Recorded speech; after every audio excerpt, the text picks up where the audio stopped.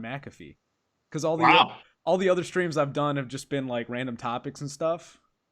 So like this is the first one that is going back to my old questions and everything.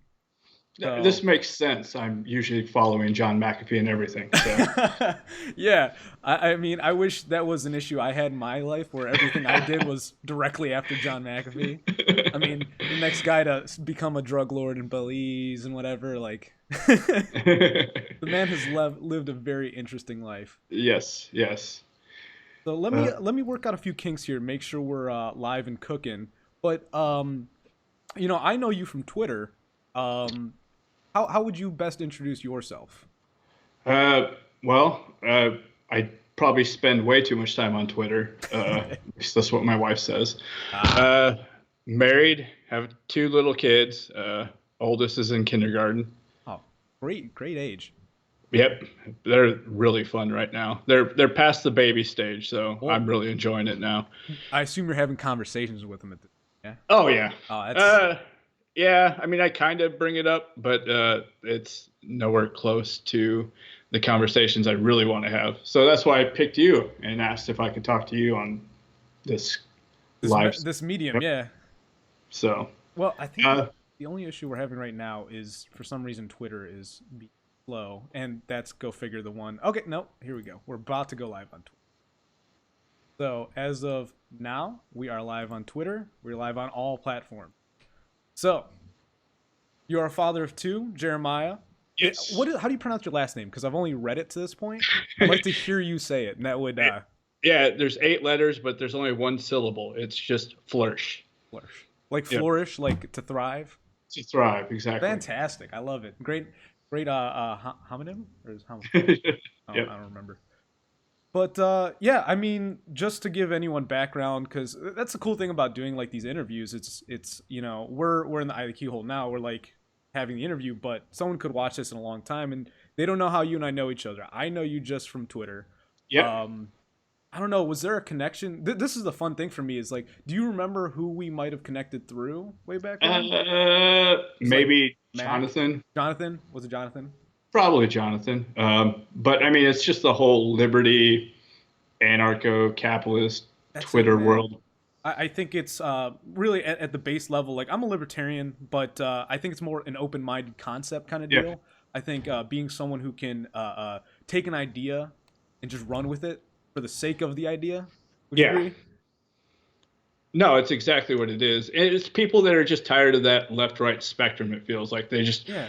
there's something more, and then all of a sudden there's these crazy people screaming, "You're no real libertarian." So Well, I that's know. actually one of my favorite things about being libertarian. Like that in itself is a meme to me Hmm. because I feel uh, all right, one in particular, LGBT is kind of touchy for me. I was talking with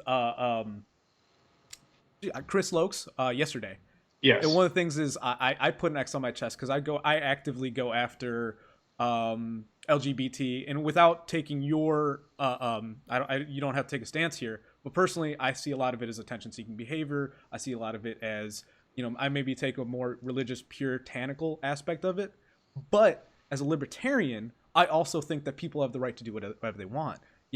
It's my judgment alone that is the only thing here. People are like, why are you so upset about that? I'm like, why are you so upset? I'm upset. You should care less. Like even if I do think something's wrong or maybe I get upset, who cares? It's my opinion versus yours. And if at the end of the day, whatever, I just went to my extreme, but if it's you do like the Star Wars movies and I hate them, Yeah. you have the right to it, you know? Exactly. I mean, so there's a couple parts to this. One, it's like 2% of the population that actually fall under those That banner. letters. Yeah, that Yes. banner, yeah. And most of it is just lesbian and gay. And Right. then even smaller, it Are gets into this. And you're wondering, it's like, why are they making so much noise? And that's it. I could see why you need to push back against that. right. For me, I just don't care. It's Right. not my thing. I have family members that are gay, so I'm way more supportive. I don't think that Well, it's 2020, right? yeah, I was about to clear the air I for you. Actually, I've got that. some of the gay people are my favorite people to hang out with. they're just fun people. I harbor no ill will towards the people. That's why one of the things in my bio is hate the sin, understand the sinner. Is Yeah. like I think that they are sinning personally from religious standpoint, but it's I sin in other ways too. It's like you choose your sacrifice, you choose your what's gonna keep you down. Like if they're good family members, if they're good paramedics, whatever their job is, if they're good at that and they're doing good to the people, I can see past that. The problem I see is the people online, like you're saying, who Yeah. that's their only that's it. That's their shtick. That's their whole character. And I love it. And actually, I've gotten yelled at for it. Is if the most entertaining or the most interesting thing about you is the fact that you're gay, whatever, you're a pretty boring person. Yeah. Because most of the gay people I know, they're great artists. They're whatever. So I didn't mean to make this a gay stream. That was No. actually just No. a hyperbole I jumped to. But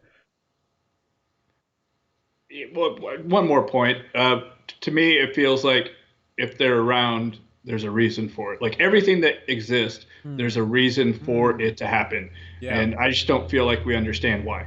And Yeah, people yeah. fight over that. So, Well, I agree completely. But at the risk of making this become a LGBT Yes. stream, we should probably digress here.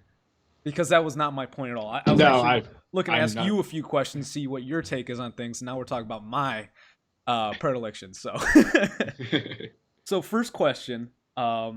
I like to start off a bit strong, but I think I know where you stand here. Your sense of law and order, right or wrong, good and evil, however you want to break it down. Do you think that comes from a higher power of being outside yourself and outside all of us, or do you think that comes from within? Is that something that we derive empirically through each other? uh, it, Take.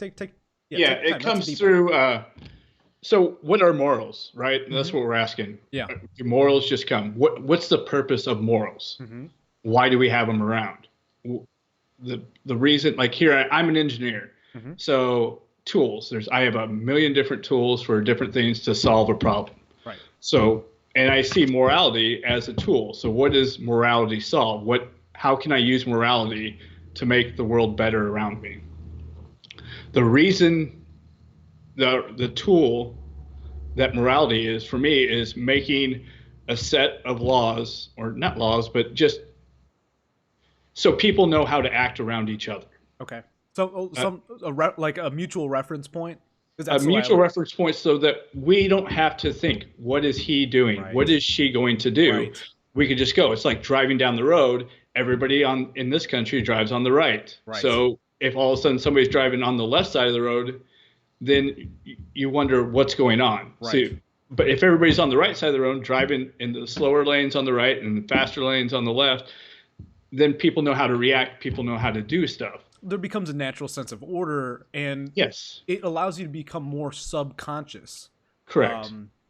And the better that we find, the better moral laws, the more that we don't have to worry about other people. Right. So when Yes. there's more trust in the system, then that means people they don't have to worry about these in our daily lives. So like me and you, when we get up, we go to work, we don't have to worry about somebody breaking into our house, breaking into our car most of the time. We go to work, we work with our people. We don't have to worry about getting pushed off an edge or anything like that. Right. We can focus on our jobs. We can focus on raising our families. We can focus on that. But if you go to somewhere like, say, Mexico, where at one time the president, as he was leaving office, stole all the money from most of the people's bank accounts. Oh, I didn't know that. Yeah, nobody ever talked about it, but just talking to it could be wrong. I mean, I'm hearing it from a secondary source. But think about that world in which now you can't trust banks because it all of a sudden gets stolen from you. Right. So now you're storing your own money. Now people know that you have money in your house, so now you have to build walls around you. So now you're spending your time worrying about other people because the laws of morality broke down. Well, and I think that's the real kind of kick for a conflict between, like, say, socialists or communists, God forbid, and like your anarchistic libertarians. The more anarcho whatever you get into, the more I feel like you're a wall. You become that wall person. You're too worried that because you think in that anarchistic mindset, like you said, you don't have to worry about people pushing you off an edge or running you over, but you're constantly thinking of those parameters.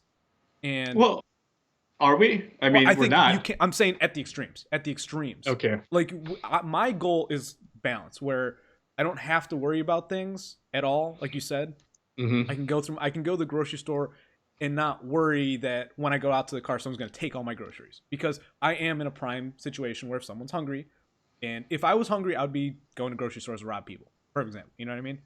Correct. But we live in a better society where you don't have to worry about that. And so my thing would be the extremes is you have, say, an anarchist who's like, I always have to keep a gun on me every time I go to the grocery store. That's a little extreme for me. You shouldn't have to have that much fear of the people around you that aren't going to abide by the rules. They aren't going to abide by the moralities we're talking about. And the other side of things being your socialist, being your communist, being your kumbaya kind of whatever, like everything's fine. I could never get uh, um, taken advantage of, you know. And Yeah. it's a matter of, to me, I acknowledge both extremes because I need to find where my middle is. I can't be too passive, but yet I can't be that crazy person thinking everyone's out to get me, you know. And I think that's where we figure out where morality stands, by seeing the extremes of things and finding what the center is. First, that's where my personal philosophy comes in. Any first principles, you know. Yes. So if we have solid first principles, then yes, there are people carrying. Let's go back to your anarchy Yeah. spot. It's without rulers and not without rules, right? Mm-hmm. That's at least the Well, people that are talking in this side of the world. Like they just want gardens in their front yards. yes. They want to be able to carry a gun, but just because well, most of them like it.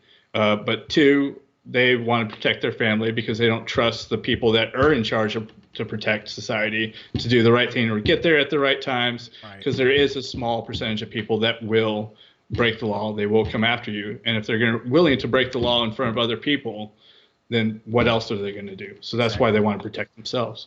Right. But No, yeah, so I it's completely about, agree with that too. I mean, you and should have that right if you yes, feel that. Yeah. exactly. But so going back to the discussion about morality, Mm-hmm. what is that? Where does it come from? Well, if the idea is to find a set of rules that everybody could just follow, and there's some that are better than others, obviously, because the United States, we live way more comfortable lives than the place that's called Sudan right now. That's in the Sahara Desert, just split up. Right now, there's hardly anything going on there. They can't grow much food except for maybe around the Nile. They have nothing, right? Mm-hmm. So their set of morals have to be slightly different because they don't have the food and water that we have access to right now. Like I could go turn on the faucet and let it run for pretty much all month, and all I have to do is spend $100 for letting that faucet run, and That's that's a great nothing. example too. That's a great, because you can monetarily see the difference. You're right. Exactly. Yeah, We don't have to worry about those things. no. So where does it come from? Can we observe better ways of living life? I think the answer is yes. Yes. So how do we figure out where those better ways come from? It comes from outside of us, but we ourselves have to observe it. So it's not necessarily passed down, but these laws always exist. I mean, it's the same thing with bears when they're out there fishing with the salmon. Mm-hmm. There's hundreds of bears up and down this river. Mm-hmm. They're not killing each other, right? No. They figured out a way that's like, there's plenty of food here. I don't have to attack you. You don't have to attack me. Yeah. Stay away from me. Because I don't want to be hunting right on top of you. Yes, exactly. But there's still some coercion. Or not coercion, but collusion together in which they're able to habitat next to each other or live next to each other. Right. Same thing with pack of dogs, pack of wolves. They have their own set of laws that they have figured out that makes it work so they could exist next to each other. That's the whole thing about morality, is how do we live with each other? Yeah. Can we find it? Does it come within us that we have to find it? No. Can we observe it? Yes.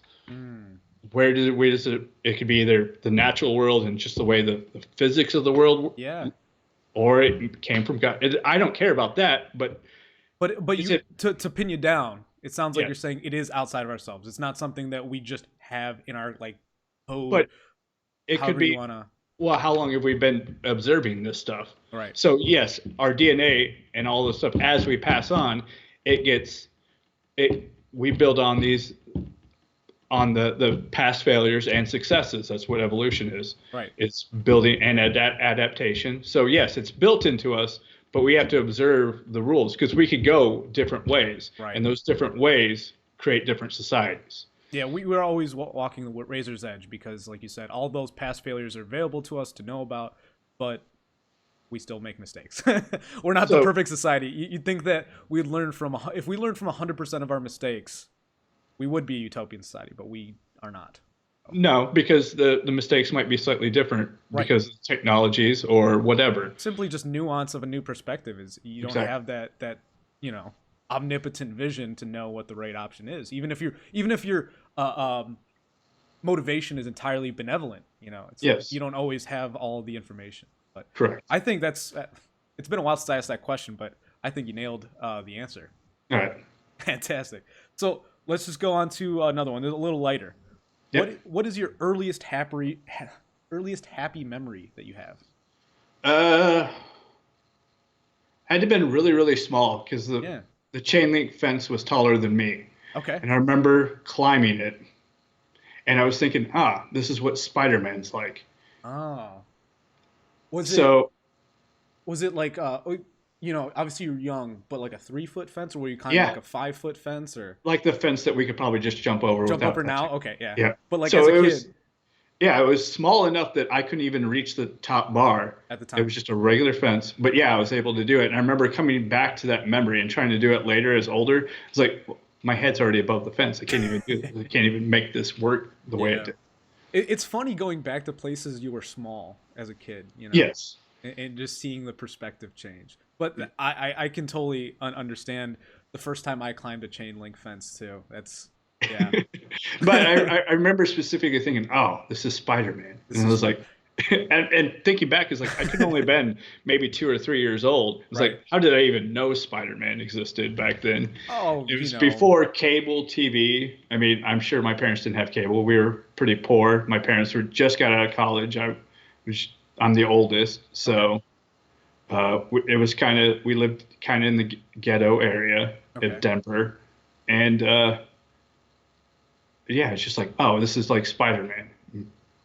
Yeah. I mean, I don't know. It's kind of funny. You're right. At that age, you wonder where like that seeps into your frame of vision. But I'm sure someone sung Spider Man, Spider Man. Yeah, that was exactly. that was enough to fill in the blanks for your child mind. Yep.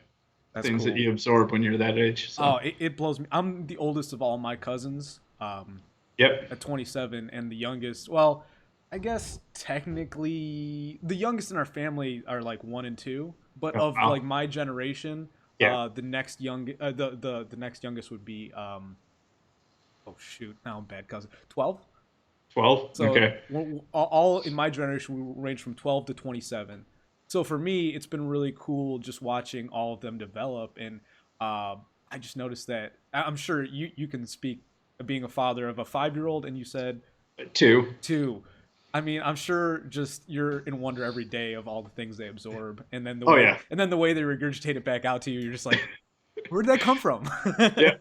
No, it's like, especially when the 2-year-old drops a like shit or whatever. Like, wait, did you learn that from me? It's like, nope, that was mom. That was Hey, fun. mom, Okay. guess what your son just said to me? Yeah. Yep. Mom, So, you're dealing with this now. yeah, It wasn't this me is this your time. fault. I'll deal with it when it's one of my words, but this one of Yeah. yours. This isn't mine. This isn't me. Yeah. That's Yeah. fantastic. Well, good. Well, we'll just move right along. Yep. The next question is, what is the most controversial stance you hold that you wish you could discuss more often, like in a public setting? Because the kind of misnomer I have here for Twitter people or social media people is that obviously some people wear their stuff on their sleeves, but Yeah. like face to face. Face to face. Mhm.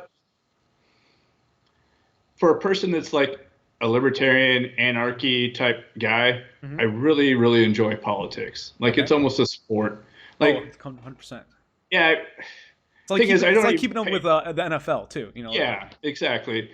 And I just want to be able to get a slightly more in-depth conversation because our world, all the podcasts and all that stuff, they really get into depth, Yeah. into and more nuance into all the stuff. And anytime you start trying to discuss with somebody else who just kind of barely pays attention, there's just too much that you have to talk to. Yeah, you end up rehashing too often, Yep. and the problem, like you said, when you're talking to someone you know more than in a particular subject, all you end up doing is teaching and informing, Yep. and you can, once you get to the point where they're at a competent level of understanding where you're at, you can maybe get a few fresh takes, but Yeah. you're not gonna get, like you said, that deeper. Maybe when they come back to you in a couple months, but Yeah. It's not yeah, it doesn't go as deep. yeah, I was also going through, for some reason, personality types came up, and I okay, was like reading mine again. So okay, it's INTP, hmm, and these type of people are known for talking at people. hmm, So it's like they use people to talk to themselves. So, and I now that I've read that, I kind of see myself, especially on Twitter, oh yeah, just doing that, where I find somebody who I disagree with just so I can talk my ideas out. oh And I yeah. don't even really like I don't even necessarily read the whole everything that they say. I just scan, look for a couple keywords, and then I just go start typing away. So I do the same thing. I mean, well, it's funny because I think we've done it to each other before too, because that's yeah, similar to my personality. I feel like sometimes like you're having one conversation, I'm having another, but we're also kind of staying yeah. similar on the topic. And that's all I'm doing is I'm Well, really just talking to myself, yeah, just so I could even bring these ideas out. the better you understand that about your personality, because one of the big things I forget what it's called, that personality test you mentioned, the INF, I think that's Uh, Briggs Meyer. Briggs Myers. I always forget the name, but I'm a contrarian to the point where when I get one, I always try to defy it. Like I'm just like when they tell me I'm like intuitive or I forget what they are, but it's like for every time I get a result, I will try to be the opposite of it. Um, but with that in mind, I was gonna say knowing that you're that person, kind of it's an astrology sense too. Is it's Yeah, like when you're told what your fate is, when you're told what your pattern is like, I think there's certain people who are at peace with that and like keep it going. And then there's people like me who I'm not sure if this is your camp or not, who take it as an insult and go, "You don't have me figured out."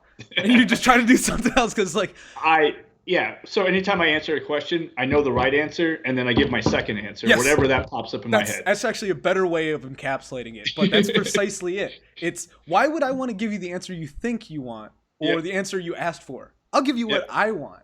And then I want to see how you squirm yep. when you get it. No, exactly. It's like, oh, I know that these words and you meant this, but your words also mean this, and I'm going to go this way with it, just because I want you to think a little bit harder about what you said. That's actually that is more key to everything I try to do in general. It's you know, one of the main reasons I'm on Twitter is to provoke thought in other people.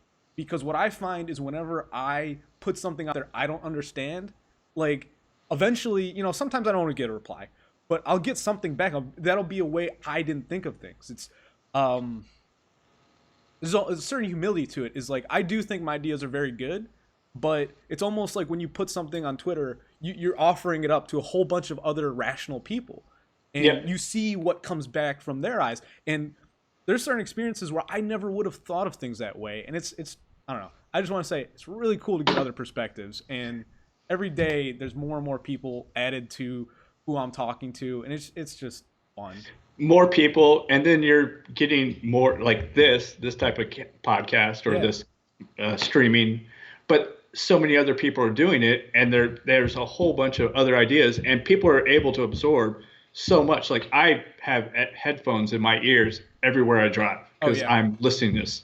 I'm either listening to a book, I'm listening to a podcast, whatever. Like I was just like I do dishes just so I can listen to the podcast, and then that way I know Yes. my wife can't bother me to have like, why are you listening to that? It's like, well, I'm doing dishes. My hands are already wet. I can't go do something else. Right. So just let me do both at the same time. Right. Well, and then you end up also getting you time, which I think just from mental health perspective is Yeah. good. It's like, when you're at work all the time or if you're in a social setting all the time, like I work in the restaurant industry. Sometimes it's nice to, like you said, just do dishes or just cardio and headphones. And Yep. you can just focus on one idea, which the piece of that is, Yeah. No, it's uh, Jordan Peterson talks about it a lot. Not everybody can read at the same level that they can listen to. So yes, yeah.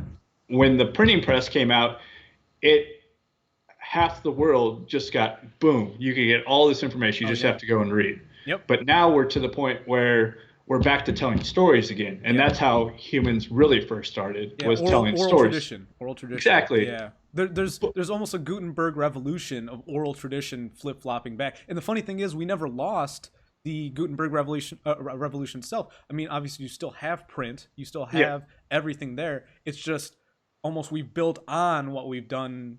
Exactly. We've added, well, one, with the Gutenberg press, everybody got to read. Right, Then with the internet, everybody got to write. So if you wanted to be a blogger, right. now you can not only just read, but you could write your ideas out. Now with podcasts and all this stuff, now it's you could read, you could write, and now you can talk your ideas out. And people So can see you. I think that's one thing that is very like I like watching live streams is not maybe live streams, podcasts, videos, interviews as much as possible because for me, for one, especially when it's in a controversial topic, I can believe someone a little better if I'm watching them. You know what I mean?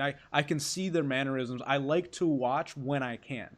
yeah. If it's something completely dialectic, yeah, I'll just listen to it. But when it's like the more opinion is involved, the more I want to watch.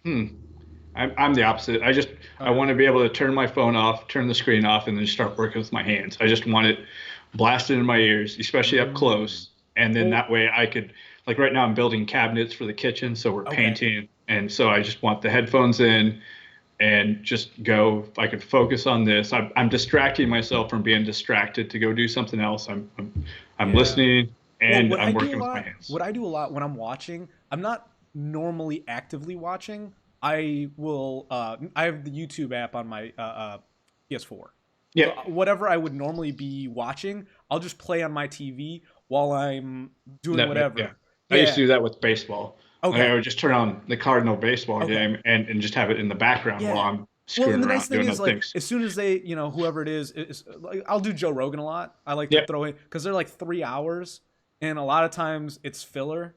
So yep, like I'll have it on, and then depending on how much I'm paying attention, if they start talking about something engaging, that's when I'll like step in the room and be like, oh, or turn my head and look, and that's when I'll actually watch. But the whole point is, it's crazy the amount of options out there now. yeah, And it's funny. I talk to people who make fun of podcasts or things like that. I'm like, the fact that you're just limiting your opportunities is just, yeah, I mean, it's like making fun. It'd be the equivalent of like making fun of someone who can read back in the dark ages. Like, yeah, look at this nerd reading. It's like they're learning how to like provide proper horticulture and everything for yeah, their farm, and they're like, look at yeah. this idiot. And meanwhile, the people making fun, they're like, their farms are dying. Yeah, no, I picture caveman, one guy counting the apples, and it's Yeah, like, oh, what are you doing? I'm like making sure there's enough apples for everybody. that's a good metaphor. Yeah, that's exactly the example. Is what's this idiot doing? And people don't notice until later. Yeah. The people that seem to get the most upset about me listening to stuff are the extroverts because they just want to use Ah. and they're like talk. It's like, wait, it's like I've been talking to you for the last 15 minutes. You weren't paying attention. It's like, no, because I was already having a conversation with somebody else. I just didn't Mm. have to have. I wasn't talking. They were doing all the talking. I was listening. Well, it's funny. Most people who don't know me think I'm an extrovert.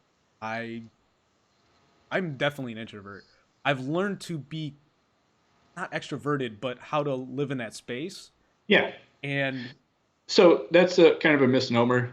There's introvert and extrovert, and it's mhm. not really if you're out talking to people, it's how you recharge your energy. Yeah, that's yeah. Extroverts get they get more relaxed when they can talk and talk and talk. Where introverts they need to go away, step away for a little bit, get to their own thoughts, Hmm. recharge, and then come back to the social situations. Like Yeah. I'm introverted. I Hmm. need that time. I Oh need that yeah. drive time. Yep. But I enjoy going out and hanging out with my friends. I Yeah. enjoy Yeah.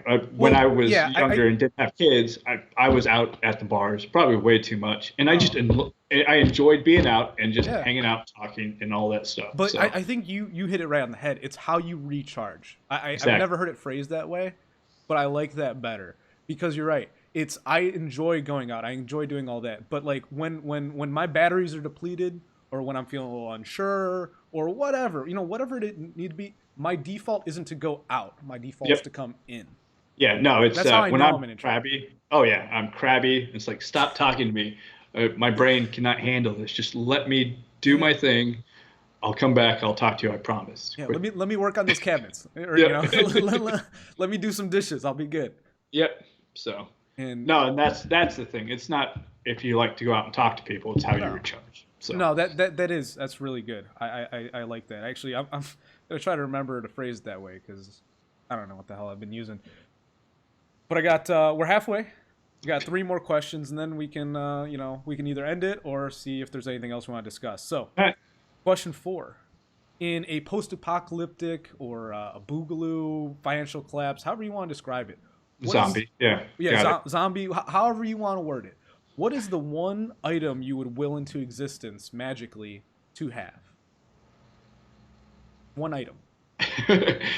Can I say a farm? Is that too much? I said one item. If you think you are playing within my rules when wishing a farm, uh, normally I've been asking for something you could hold yeah, where hold and carry. yeah, or something you can utilize. I mean, I've had water. Water is a general. Most people jump to some sort of a water purifier, Water purifier. but I kind of like the weapon ones. The weapon ones are fun. Yeah, the weapons is obviously the first one. Thing Yeah. is, I have all those things. Like I Oh, there have you go. That's I why I like have asking guns. people because if you have guns and weapons, then maybe Yes, water purifiers and next, or maybe you're so prepared that you got the water purifier, everything I else, actually I and do have a you just want a hiking. Trans Am from Yeah, I want a monster truck. right. Yeah, I mean, I have potassium permanganate, which is a crazy water disinfectant, and it makes water taste good. Oh, okay. Because my dad's a water chemist from way back in the day, Oh, so I really? just know about it. Yeah, it's like a $5 jug, and you could do like hundreds of thousands of gallons of water Really? purification with this. That's Yeah, interesting. I was raised on well water for a good bit of time, yeah, so I understand the well. I understand people who understand the intricacies of water filtration. That it's not the simple thing we take for granted. no, I mean, there's metals and all that stuff you have to worry about. So to answer your question, a vehicle so I could get out of town, so I don't have to be around people So until everything calms down. open up that inner child. What vehicle you going to? Uh, Open it up. This is Open it up. yeah, So man. let's do. It's got to be a truck, Okay. but my first truck was a Dually, Dodge. we talk. Okay. Oh no, dualies. They're too wide, Yeah. too big. People notice them. Probably something boring. Oh, Actually, you okay. know what? There's something coming around. I just moved to Alabama a Hmm. couple years ago, Hmm. and old Silverado trucks like from '79 are everywhere, and they're really good because it doesn't snow down here, so we don't put salt. Oh, that's in Ohio. Yeah.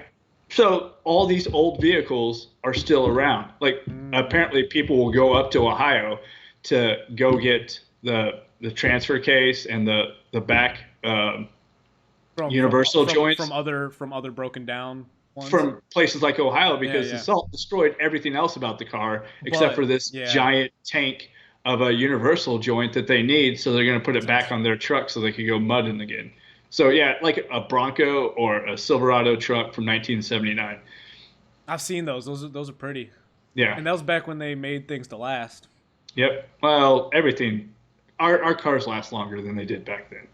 That's a Yeah. misnomer. Well, Cars used to from be what on I the side understand, of I the was born in road. '92. From what I Yep. understand, is there's a decade or so where American cars kind of, in general, American cars, trucks, they kind of lost their edge. They could only drive 80,000 miles before they pretty much break down. You had to buy a new one. Yeah. Now they go 200 Oh easy. yeah. Well, So I personally I have Japanese right now. I have yeah, a Civic, and I mean for Ohio I need it. Like I need yeah. something that I need a beater, but you can't beat the Japanese engineer. No, It's they pricey. all go long. I mean, if you look at the side of the road, there isn't a lot of cars on the side. Granted, No. they tow them away, but there isn't that many cars breaking down every The day. only thing It's I'm looking actually, at from a maintenance perspective is potentially getting new. oh yeah, I'll probably wait until winter. But that's the thing, man. I don't have to worry about somebody. We can get into cars. yeah, no. But going back to why everybody thought the other cars were tough is because when Oh you yeah, got in yeah. a wreck, they didn't bend. Now the cars absorb the energy, so Right, right, your right, body right, doesn't have to. So that's what right. everybody says. That makes sense. And it's easier to work on because I have an Xterra and one of the pulleys went out for the serpentine belt Mm-hmm. and I couldn't even get my hand up there. So I had to go take it in because I was Damn. like, I'm not going to take out the radiator to just change out No. this pulley. So I was like, all right, I guess I'll pay somebody else to do it. But I mean, for me, it's usually if the alternator goes out, I'm replacing it. If the whatever, I'm the one that's usually fixing my cars. I'm not that good, but it, I it, can do the general maintenance stuff. But if it's just systematic, one, I just don't trust myself to do the good work. Yeah, well, that's why people like the older cars because they're easy to work on. When you open Yeah. up that hood, there's like you could fit almost another engine with all the empty Oh space in there. shoot! Have you ever changed the oil on a European car, No, dude? I've got I used to be Japanese or an American. I That's used it. to work at a tire lube place. I can Yep, say that not exclusively. There's a few that I recall. I think Volvo was good, yep. but most of them it's like they didn't even think that oil change needed to be done. I'm telling you, there was, I forget what it was. There's one in particular, man, where like we had to take a manifold off to just to get to the oil filter to take it out. We're just like, why would you have that many Yeah, steps? Like you go to a Hyundai, man, you like look at the thing and it falls off. It's like yep. right there. It's right That's there right for there. you. They want it to be easy, Yep. and I don't know. It's that to me is like a microcosm for all engineering. Is yeah, you can make something that's powerful. Yeah, you can make something that's, but maintenance is important. And if you don't have that in mind, it's still a flawed creation. Very similar to, I'm not sure if you're a history buff, the German tanks in World War II versus say the American tanks. Yeah, the Panzer versus Yeah, the. the Panzers were feats of engineering. They're remarkable Yep. vehicles, but they broke down all the time and they had a hard time getting parts. An American Sherman, yeah, you're not going to win it's not going to win a one on one. But man, you can have 10 of them and you can swap an engine in them in like 2 seconds, from what I heard. Yep. So, Now it goes back. There's a hierarchy of who to blame. mm, The customer blames the mechanic. The mm, mechanic blames the engineer. The engineer. There's actually an architect that designs where everything fits, and the ah, engineer is supposed to make everything fit and work according to the architect. that does make So sense. engineers Yeah. blame the architects, and Well, the from same thing what, with construction too. It's oh, like the construction worker is like, I can't build this, stupid engineer. The engineer is like, I was just designing it to the architect, and the architect's right. like, I'm rich and I don't care, so you guys figure it out. Well, that is kind of the point. I have engineer friends, and from what I understand, most of the time it's very component based. It's like you're working on your system, and you're Yep. not always looking at the holistic. No, I could see why the it's too architect, much. yeah, the final signature probably has more authority when it comes to the. No, it's just people finding other people to blame. That's it. Oh, that's probably more realistic. I was trying to think of things with ruby colored Nope. glasses. Nope. Well, all right. So, all right, we only got two left. What is one simple lesson you'd want everyone in the world to have to learn, anecdotally? Money and what money actually is. Hmm. It's not money itself has no value. You're right. Zero. Right. It has So influence. yeah, well, no, it's supposed to be representative of your time Hmm. helping somebody else out and how much help that you gave to somebody else. Yeah. That's it. It's supposed to keep score for how well you do. And Right. the thing is, if people just think of it as money, there's different ways to kind of store your value. Right. And they call it six. It's like 6 to 9 different types of capital. One, it's money, like financial is Liquid. one way. I Yeah, consider it liquid. liquid. Yeah. The other one is resources, so like gold, silver, even steel, anything, food. Platinum. Yeah. Whatever. Yeah, whatever. Fresh Then water. fresh water. But then there's also knowledge. You could spend your time to get more knowledge. Skills. Yeah. Experience. Skills is another one. So that's four. Um, Social capital. It's not what you know, to you know Right. type thing. Trust. All if you get past money and then realize all these different things that you can exchange in between. It's like that guy knows something. I will pay him. He'll come in. I will get more resources now because he had the knowledge and experience. Right. Money was changed. And the thing is, if you understand that, that means you could go out to the world and go, it's not just about getting a paycheck. It's about getting connections. So that way, when you start a new project, it's like, I know the perfect person. I can help you with this project now. Yeah. So, Yeah.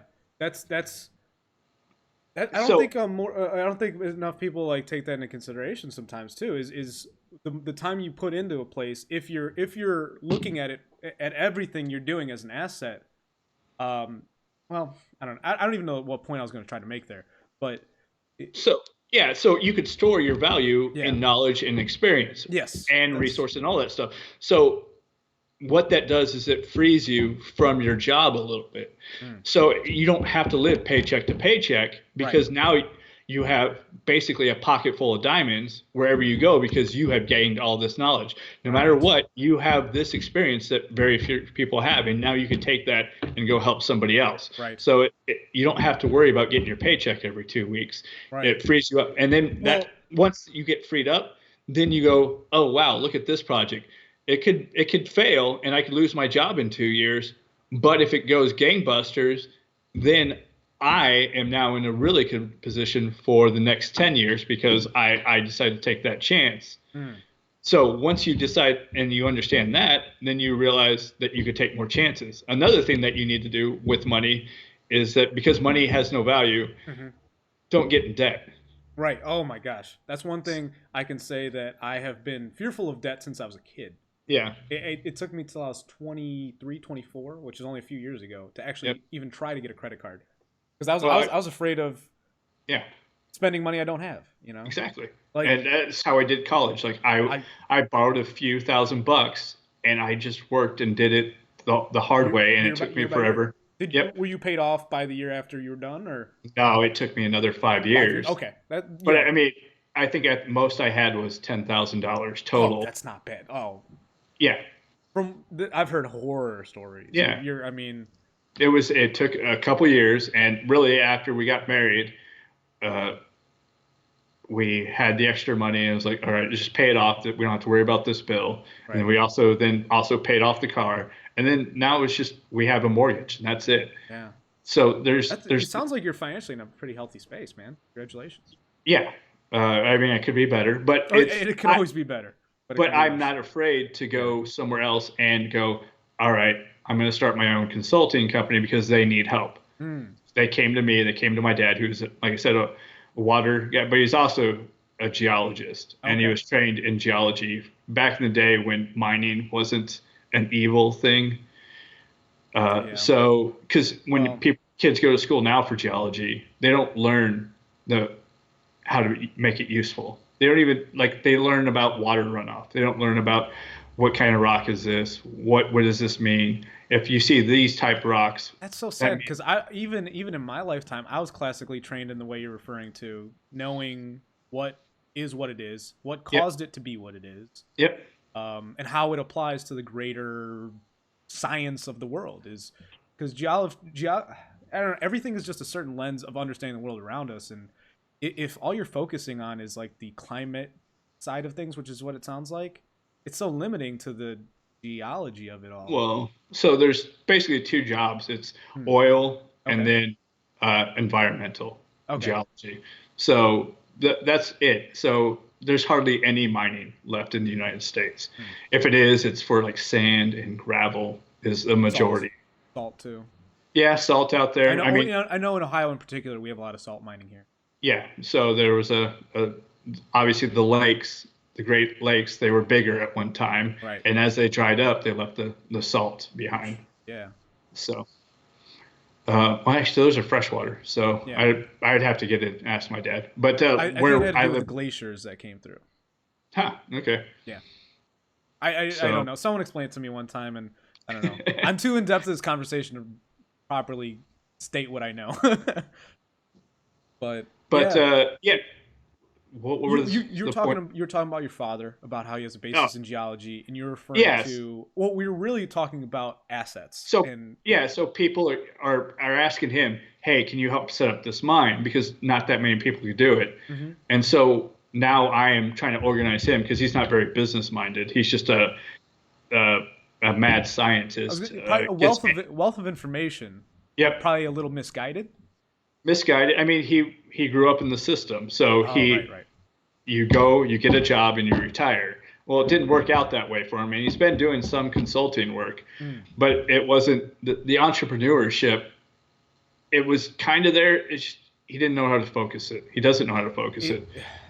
So there's something coming up right now where I brought up Sudan for a reason uh-huh. because people in Sudan, now that there was independence and all that stuff, like Sudan split up into two countries. The richer part, the southern part, split away from the northern part, Mhm.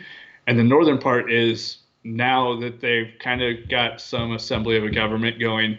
They want to try to expand some mines they got there, or that they think. So they're asking him to go there. So I'm trying to organize that for him. So would he need to travel there, or would it be Yeah, like, oh, he would have cool. to travel. He would Well, have to, I've heard and maybe some I go with him that would and be help him. interesting. Have you ever So, been to Africa at all? no, Oh, that'd be wild, man. I know you're from South Africa. No, no, no. I think South America, South South America. America. Oh, I say where in South America? I was born in Venezuela. My mother is Colombian. Okay, So so my dad's I've never been been to Guyana. further east than New York City. Okay, yeah, me too. I mean, I'm a stupid American that doesn't travel that far outside the United States. I've been to Mexico a couple times, Canada a few times. I've been down south. I've been out west. America's beautiful, baby. Yep. There's plenty to see here. That's one thing I don't you know Americans get a hard rap because a lot of Americans don't leave the United States. Yeah. But what's pretty cool is America is one so big, but it's also so diverse. You can see a little bit of everything. You can get the Yeah. mountains. You can get we have deserts. We have everything. You look at some It's countries on the swamp. planet. We Yep. got swamp. Like there's some countries they only have like one biome to them. We have all of them. I think. Yep. I'm not an environmentalist, but we're very unique. Even big countries like you look at Russia, they're almost all tundra taiga. They have Yep. very limited deciduous forest, and they Exactly. don't have you get No, it's to the full Eastern Bloc. You have a few countries that have deserts and stuff like that, but we're very unique no, we are. just geographically. I mean, see, I heard a phrase. It was from my uncle. He said, "In Europe, everybody thinks 300 miles is really far. Yeah, In the United States, everybody thinks 300 years is a long time." And that's what it kind of encapsulates that's a good way to because put it. I moved around a lot inside the United States. Like I was born in Kansas City. My Mm. parents moved to Colorado because the mining market, gold was now set free, and so people started doing mining, and gold went shot way up, and there was a whole bunch of stuff going on out there. Then it crashed. Then my dad lost his job. We had to move back to Kansas City, and then we got a chance to move up to Montana because my Okay, dad's a mountain man. I that's was cool. actually named after Jeremiah Johnson. Oh, that's awesome. So That's cool. I grew up and went to high school, first year of college up in Montana. And from Montana to where I'm at now in Alabama, it's 1,500 miles. If you were to scan 1,500 miles across Europe, you go from Spain all the way to Russia. Right. Like that's the thing is, I Yeah. never left the flyover part of the country, Oh, Montana to Alabama. I never even made it to one coast or the other, going 1,500 miles. that's even more wild. Yeah, For you personally, like when you think of your conception as a human being, for that a long time, like you said, you didn't go to either coast; that you stayed in the heartland of the country. yeah, bounced That's around. that's wild. See, at 1 year old, I'd already crossed the Caribbean Okay. in a plane because I was born on the south side of the Caribbean, and I had to come up to Cleveland because that's where Okay. my father was. My father's American. He was raised in So you Cleveland. were already medically Yes, natural. I do not have a birth certificate. I have a consular report of birth abroad. Nice. Yeah, so I can't be president. You can't really. Yeah, much to my own chagrin, I can't be That's president. fine. It doesn't look like a very good No, job. I was about to say I have no desire to be president, especially considering the way things are going. No. But How much do they raise now? Like $1 billion they raise $1 billion to get a job that pays them $450,000 a year. Right. Oh, that's one of my favorite things people talk about. Not just the president, but for congressmen in general. Yep. Is why would people want to, why would people pay millions of dollars to get a job that pays this much? Yep. Obviously, yeah. There's something else. Obviously, there's an incentive that we're not seeing. How about that's the Exactly. best way to put it. Yep. I guess it goes back to that capital thing. They're Well, going for the social capital. the social capital, like you said, favors, however you Yep. want to, yeah. It's who you know. Yep. Well, we're down to my last question because once we get past that, we're untethered and we don't have to worry about getting back to anything. Okay. So let me just ask it to you because it's a simple ask. Would you rather be the smartest person in a world full of dumb people or the dumbest person in a world full of smart people? I'm already one of those things. I believe, but let's say you had your choice. You had your choice. No, I like learning, so Yeah. put me with a whole bunch of smart people. That's That's the best way. Like the job I have now, I've got to like I feel like I should pay to work with some of these people. yeah. Like the knowledge and the experience and the mindset that Yeah. I've got to learn. Like I feel I wouldn't say I feel bad for getting paid for what I'm doing, but it doesn't feel right. It feels like I've gotten more out of this job than I've put back, and just because of the people I got to work with. interesting. And you're saying you're compensated monetarily, but also Oh, the yeah. compensation you're getting from a skills, experience, social aspect Yep. is also on point. Yeah, it's way that's- beyond anything that you could have done in college or high school or just anything. Yeah. It's about being around the right people. And Oh yeah. so, No, God bless you, man. That's awesome. I mean, yeah. Just to go back, you didn't really hesitate on the being dumb around smart people because it seems like you understand the value of learning. But that's really Yep. what the subtext of the question is would you rather be the perpetual teacher? Or would you rather be the perpetual learner? well, see, and even then, if you're the smartest person, then you just think of that old guy that just yells at everybody Right. because they're just idiots. And Yeah. that's where my brain went. It's like, I don't want to be that guy. You don't want to be the cynical kind Yeah. of. Yeah. No, trust me, I get that, and that's why I pick yours. But really, all these questions are meant to have a lot of nuance to them, or at least get to know the person. No. I because- would definitely like to be the smart. Like I enjoy teaching. I do like, too. When people ask a question, it's like boom, my brain just organizes. Like, oh, it's because this, and this, and this. But if I had my choice, I would want to learn a lot more. But my father gave an interesting take on it because well, obviously being my father, he's Yep. molded me into who I am. But he instantly didn't answer. He had a question. He said, how do I know these smart people? What is the morality of these smarter people? Because as soon as I asked the question, he understands the ramifications that Yep. you are now at the mercy of the smart people. If it's Yeah. truly, that you and I, not to say that we're naive, but we assume things are fine. Yeah. Would we want to be? My father was the one who's instantly like, how can this be used against me? Yeah. Maybe Well, it's because so- his son's asking him too, but Well, do you want to be a Labrador in the family? Is kind of the question you're asking, yeah. right? Yeah, that's a good way to put it.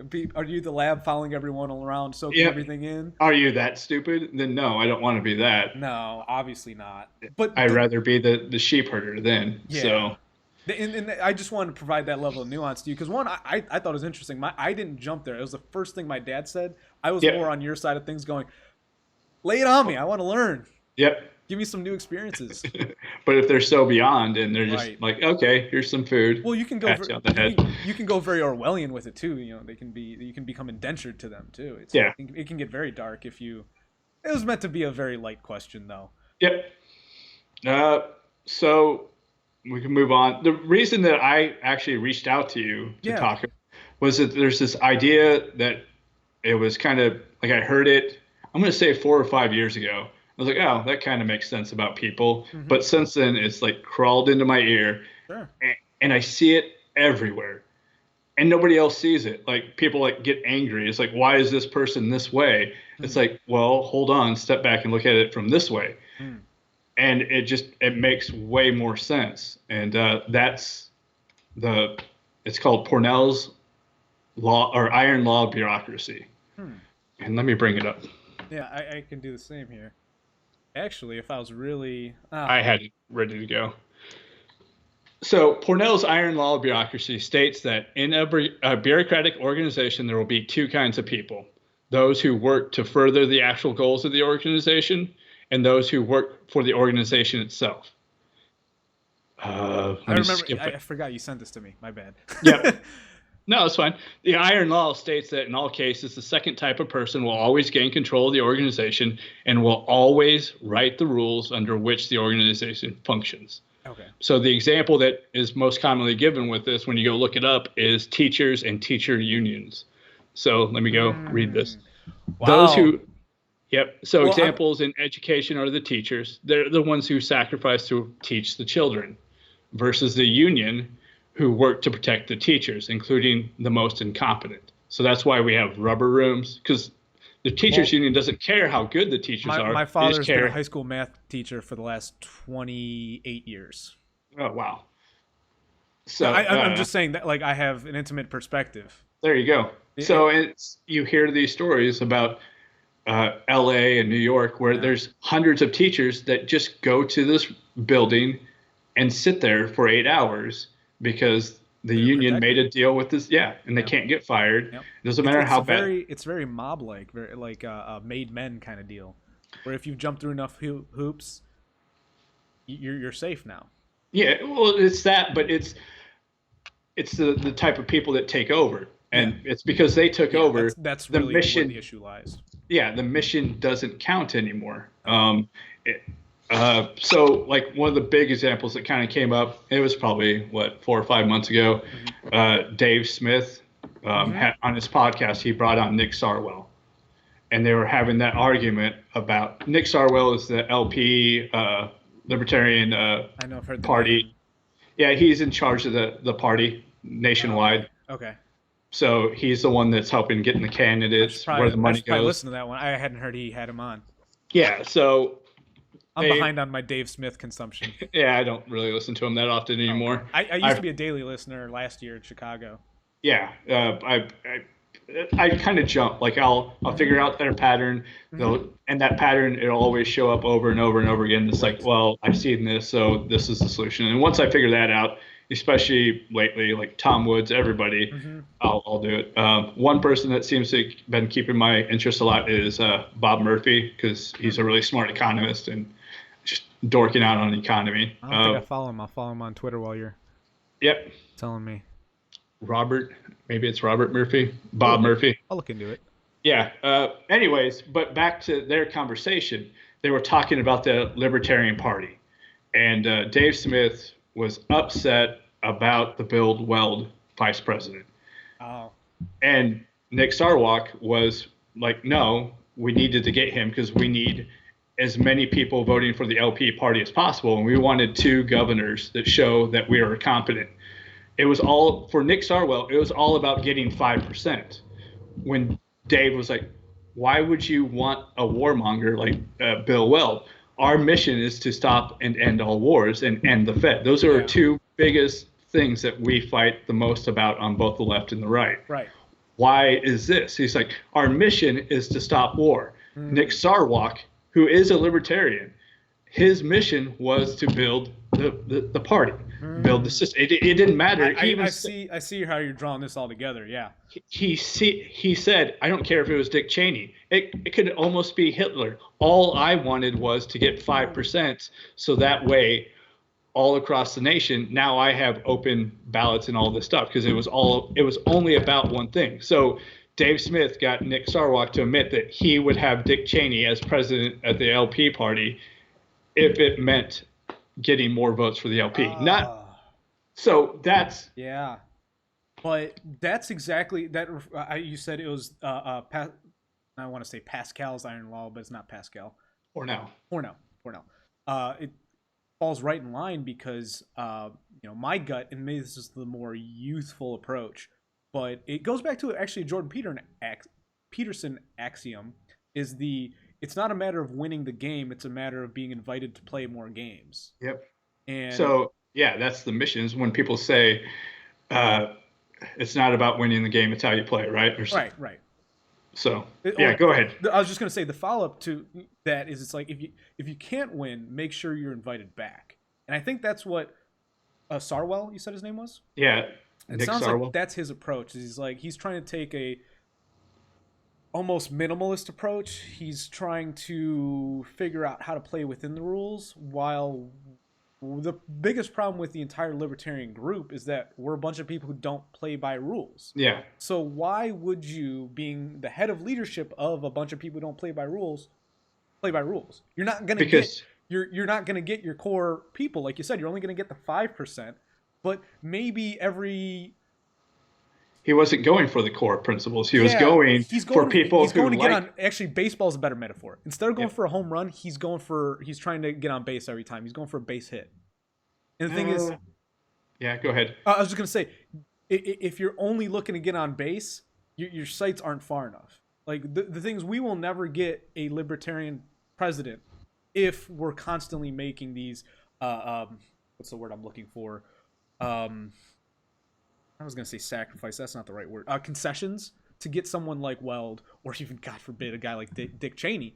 Yeah, If we're gonna make those concessions for the sake of saving face, I personally, at 27, I have never seen one thing the Libertarian Party has done to enrich my life.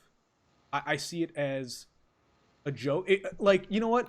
The Libertarian Party, as a huge Star Wars fan, is a great metaphor for the Rebel Alliance. Because I picture how many people in Star Wars were sitting on the sidelines going, let's see what the fuck they're doing. Let's see if they can really get something together. And I'm one of those people who, like, why the hell would I want to count myself among these rebels when you guys are getting your asses kicked every year and you're fighting amongst each other? Now, if there was some cohesive unity, if they had like a Luke Skywalker rally behind, yeah, perfect, awesome. But I don't see that. I mean, I actually did like, what was his name? Gary Johnson. yeah. I did like him. I thought he was pretty good. Aleppo was a gaffe that was bigger than it should I have been. didn't know about Aleppo, and I'm really good at geography. So I did. I am insanely good at geography. Like, well, you get to be outside the country, so it just opens your eyes a little bit. and I have a map behind me, so Oh, I cheat. But the thing is, the bigger point I was going to make is it's insane that a gaffe like that is what murdered him to the non-libertarian. You know, yeah, it's like he had this chess match going on with us to win us over, yeah, but then he lost in a small checkers blunder. yeah. So It wasn't a matter of what he said; it was how he said it. He was so candidly open that he didn't know that yeah, in the larger political sphere, that is completely verboten. You cannot, as a politician, you're not allowed to admit you don't know something. Which is, No. to me, it's insane. I want a politician like Gary. Actually, the Aleppo gaffe made me respect Gary Johnson more. It just sucks that pulled all the air out. I don't know. I'm speaking from my perspective. It seemed like that took all the air out of his campaign. no, it did. It's When realistic chances of having. there's three types of leaders. There's the warrior leader. Yeah. So if you ask, I don't know, are you the warrior leader? It's like, no, you just assume you know and you keep going. Yes. The other one's a thinker leader.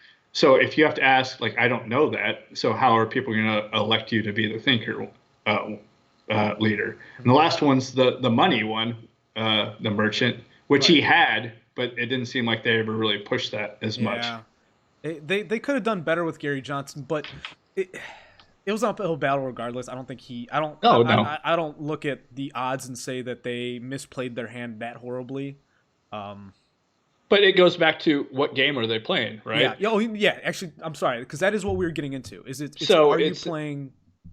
What game are they playing? Are we playing the game that is this bureaucratic system? Do we just want to be part of the bureaucratic? No, we don't want to be part of the bureaucratic system. Well, and we want to get a part of the system to be able to influence it in our direction. I think that's one of the ironies of being a libertarian sometimes.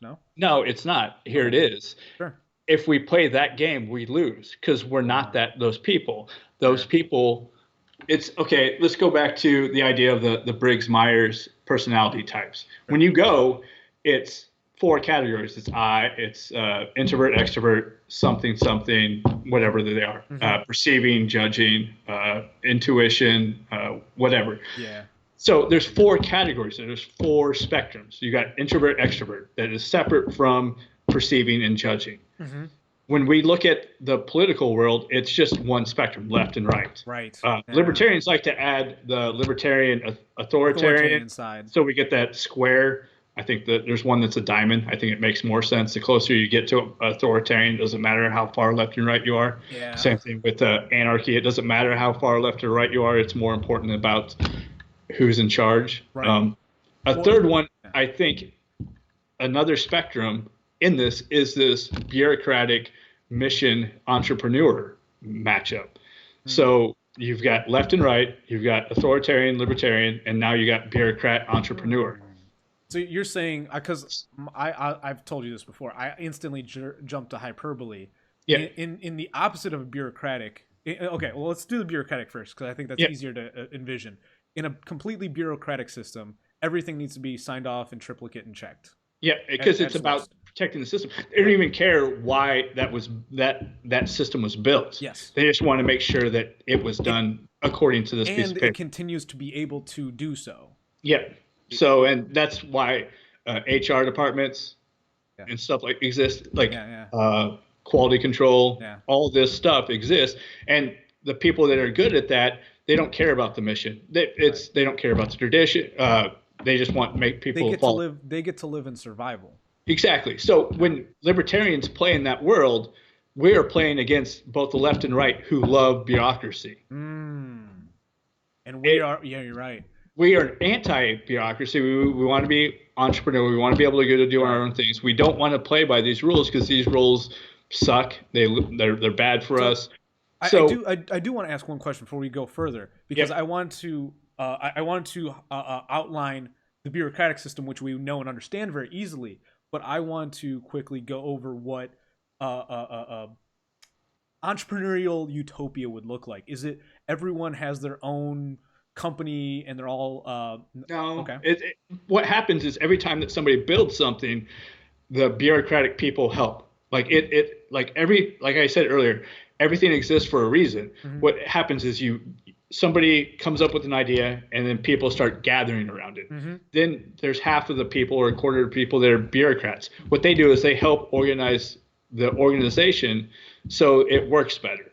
The problem is, according to the law, that these bureaucrats take over and then they forget what the mission's about. And now it's only protecting the system. Right. Just like with our government, the mission was freedom and all that stuff. But what is it now, 250 some years or almost 50 years later? And now it's a bureaucratic state in which it's more important about the laws that we pass, the protections. That's more important than protecting people. Well, it's and about also, like you said, it's about the political points. It's about how these laws look, not just how they serve the people. Yeah. So if we play in that world of just becoming bureaucrats, then there's no difference than for a libertarian. What you need to do is you just got to go build something new. And then eventually what happens is the person who built it either goes somewhere else or passes away. And then the bureaucracy starts building up. It happens in government, it happens in big businesses. Like Monsanto poisoned 10,000 people in a town and they went to court over it. And the judge asks, like, why did you hold this back? He's like, my job was to protect the company.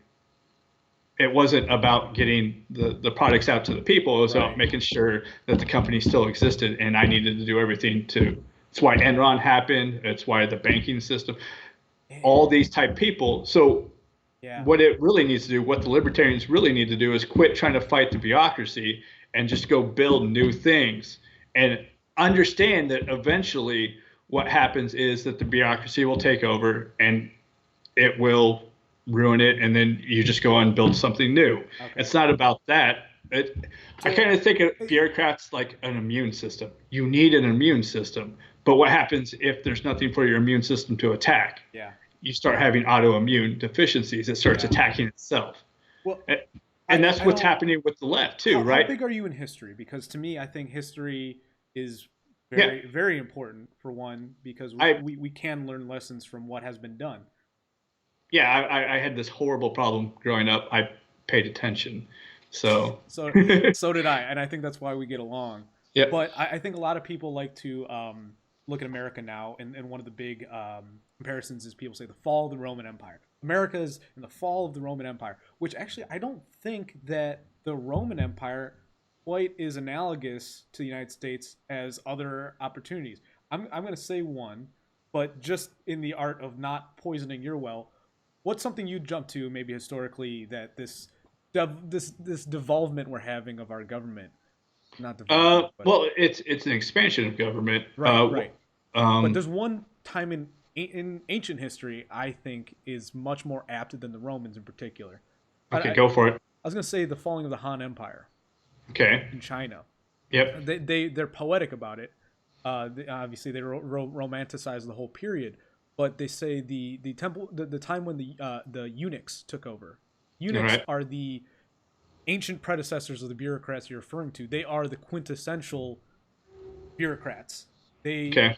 when you want to look at it from a human point of view, they literally are men who have had their balls taken off. So politically, they are no longer in the realm of competition as other men would be, as the generals, the Yep. warlords, the emperor himself, all these other people. So you have people who their only goal is to maintain, like you said, the bureaucracy, the system. They Yep. are the immune system. But the problem they had in the Han Empire was the eunuchs had completely taken over all control to the Yep. point where everyone, even the people who should have power, became puppets of the bureaucracy. Exactly. And that is in effect what is, I think that's when you look at what's going on in the country, I think that is the problem right now. We Hmm. have people who are trying to, like it's actually exactly what you said. Um, I've said enough. Do you think that my comparison of what happened with the Han Yeah. is more It's exactly what it okay? is. There's Yeah. other ones. That people. I How wasn't. about this? I was gonna say this is what I was searching for. Yep. Unqualified people have No, authority. it's not unqualified. They Well, forget why the rules were there. They don't well, care. in the Chinese in the Han when the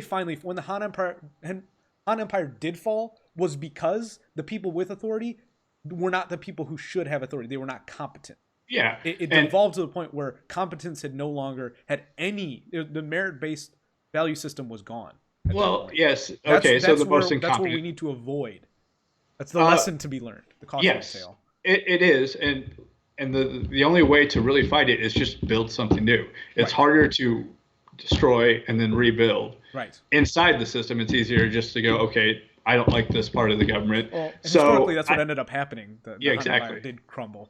I wasn't raised Christian or Catholic, but one of the stories I've heard, especially moving down to Alabama here in the Bible Belt, Mm-hmm. is the Pharisees. I'm. Th- I've they heard get of they, them. yeah, Yeah. so they were all about doing everything right by the text, By the book. but they weren't doing it right. Like it wasn't. I you could if you could tell me more about it, but it sounded like Jesus called them out. It's like Yeah. you forget why you're doing this. You're here to help people. It's not about just taking money or not money, but just following these rules. It's about making sure people's lives are better. But the Yeah. Pharisees were all about, no, this is what God said, and we have to follow it to the T. Yeah. I guess that would And be. they forgot why God told them that.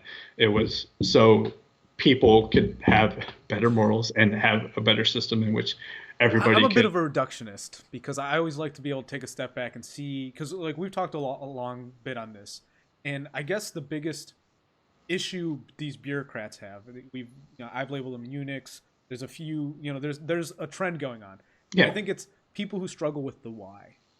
yeah. They don't care about the why. It's Right. not struggling. It's not even part of their thing. They Well, don't. I think for some they might not even be able to conceptualize the why, that they're so well invested into the system that the Yeah, why might not even be a question that's relevant to them. yeah. So You know? in mining right now, I'm helping with a sand mine, Okay. and our sand is really, really, really small. Like most sand, you could feel it. I mean, everybody's played with sand. Yeah. Yeah. Ours feels like powder in some places, Okay. and we're trying to get it into the concrete world. The thing is, where we're digging this sand or this type of sand, Hmm. so far we haven't found any account that this exists. We talked to all the experts. They say maybe 5% of a mine has sand this fine. Hmm. Ours is almost 40%. Really, really fine. Yeah. So here we are. It's like it works really well in concrete. And they're like, well, according to ASTM, American Standard Testing Methods, Yeah. we can't use the sand because they never made a chart to make our sand fit. That's hilarious. But you saying you're getting 8 times yield on the average? Well, we have, yeah, so our sand is really, really small, 8 times larger than even the finest other mines that have sand. I apologize. It's 8 times smaller, or you're getting 8 times more of it. 8 times more of it. That's what I okay. That's what I understood the first time. So yeah, but because nobody's ever seen it, there's no Right. rules, there's no setup. Right. So they're saying, well, you can't do it unless you follow some other system, even Yeah. though it works. It works that's well. That's where bureaucracies really fail, when Yeah. you do things that are unpredictable. When something outside of the predicted happens. Well, what's the point of having all these rules for concrete? So the concrete works, it doesn't Right. break, and then anybody could use it. Well, here Right. it is. Our sand works. It actually makes a stronger concrete if you do Okay. it right. Yeah. And it's like, well, sorry, unless you follow under one of these rules, people can't use this in the concrete. So That's goofy. yeah. And well, how many other technology? I mean, here's another one: Bitcoin. Yeah. There's a big fight between like 3 Bitcoin worlds. It's BTC, the regular Bitcoin, Right. Bitcoin Cash, and then there's another one, BSV. Okay. From what I could tell, BSV seems more like a cult, but I don't I'll be know honest, that much. You don't know? all blockchain to me is a cult. Yeah, I understand it. I respect it. I'm glad people are experts in it. But Yeah. for me, I've had so many people like, oh, you like, apparently I'm Bitcoin adjacent. yeah. Like, people think, like, under my circumstances for life, people think I would instantly be a Bitcoin guru. And for that Yeah. reason, I pay no mind to it at all. I love the fact that I have no idea what's going on. No, right now they need to hit some hard times because they need to solve some problems. Yeah. Right now, the BTC, like they call them the original Bitcoin, Right. they're all about the trunk of the tree. Yeah, it's the one that went up to $20,000. It's what everybody loves, and it's like you need to invest into this. We need as many people. It's just like Nick Starwalk. We need as many people to get into this system as possible. We don't care If we once you're deserve in it, the system, yeah. or if you're in the system, that the system works outside and does things. Yeah. Bitcoin Cash, though, they're trying to make it as just like a Visa, where you go out, you have it, and now you could go give it. They're focused on the mission of it becoming a money in which people could use it to exchange their services for their time. But it's a separate market. Yeah, but so BTC though it's all about getting people into the system. The system is the only thing that matters. Right. Where the Bitcoin Cash is like, no, it's about the mission of getting people so they can spend their money not using Practically. Yes, not using the US dollars, not using euros. We want a practical solution so people could just go on For decentralized currency. Exactly. Yeah. So, and it goes back to that idea of bureaucracy versus entrepreneurs. And right now, they split. And the thing is, BCH will eventually get the bureaucracy building up, and they'll have to split again.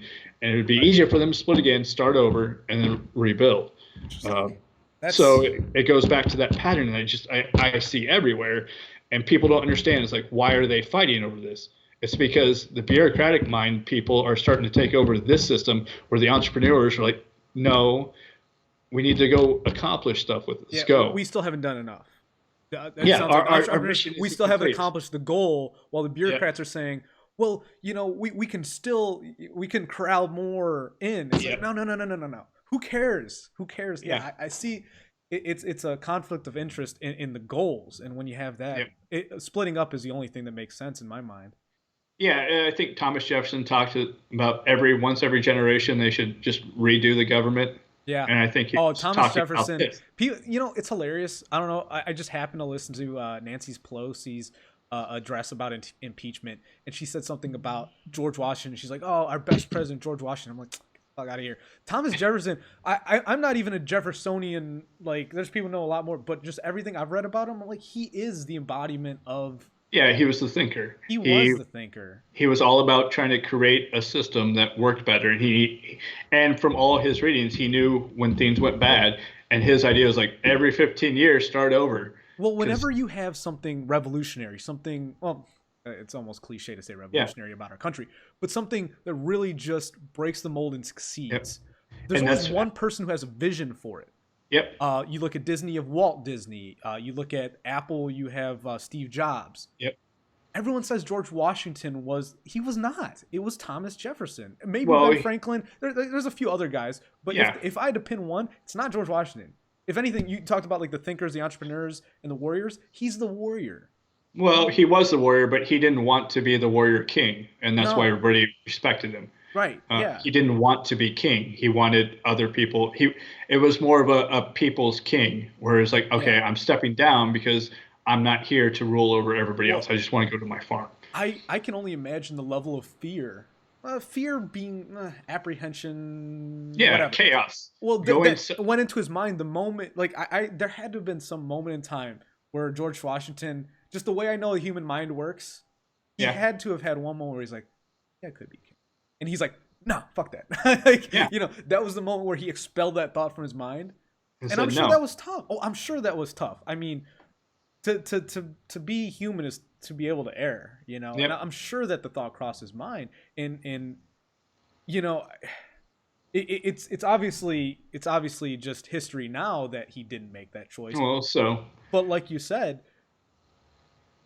who knows what we would have been had that one man not made that one choice when given that level of power. I do give George Washington a ton of credit that he did do that. But he wasn't the idea guy. The idea guy was Jefferson. He was okay, the but one who's always looking at the why. And he was what, our fourth president? third. Third. I knew it was right in there. So, but does that make him the better president or just the better creator? Well, this is just my perception of what is good Yeah, and well, better. My philosophy exactly. in good and better is that he was what we needed. Yeah. No, The United States is not a better country with Thomas Jefferson as our first president, no. as our third. I don't think it matters. I think I'm just going to be the contrarian here. I think I Go can for it. argue that Washington was a better president because he was being a president, where Thomas Jefferson was a better thinker and a creator, but not necessarily a better leader. I can get behind that. I can get So- behind that. Because, well, first off, I don't know that much about either of them. So that's my first. Because one of the things that George Washington did was there was two sides, the left and the right, or whatever, Sure. and everybody looked up to him for the final vote. Right. Like the Hamilton versus Jefferson, everybody went to Washington to corral these two as they fought. Right. Same thing between Jefferson and John Adams. Mm-hmm. Like he was he separated these two ways of thinking, Right. and everybody respected him for the decisions that he made. Yeah. So as a leader, I think he was a better leader. As a better conceptualist, oh yeah, Well, Thomas Jefferson did way more. I've got a novelty question for you then, just All right. for fun. Who is Donald Trump more like? He more Uh, like Washington? He's obviously not a Jefferson. No, Teddy Roosevelt. Okay, Teddy Roosevelt. Actually, that's not where I thought you'd be going, but I do respect my. Why do you say Teddy? Because he was brash. He was Okay. all about. He really built the president. Because before it was just kind of more of an office. It was president didn't mean what president meant until Right. Teddy took over. Yeah. Like he Well, made it popular. Teddy, I actually just had a conversation with him last week that I said Teddy doesn't get enough credit for making the president what it is today. Yeah. That No, and a his- lot of people didn't yeah, like go him because of how much he did. Oh, yeah. I from what I remember reading, people are like, the president doesn't get to do this. He's like, yeah, it does. Watch this. Yeah, He's that's like, how he "Well, was, and that's how watch Trump me." was. And his biggest proponent back in the day was Mark Twain.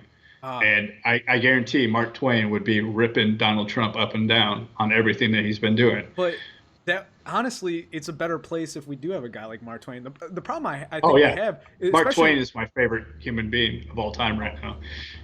Well, I mean, he's the one that's opened my eyes to all the stuff. Like everybody's complaining about fake news. yeah, He has a quote that says, if you don't read the newspapers, you're uninformed. If you read the newspapers, you're misinformed. He said that 120 years ago.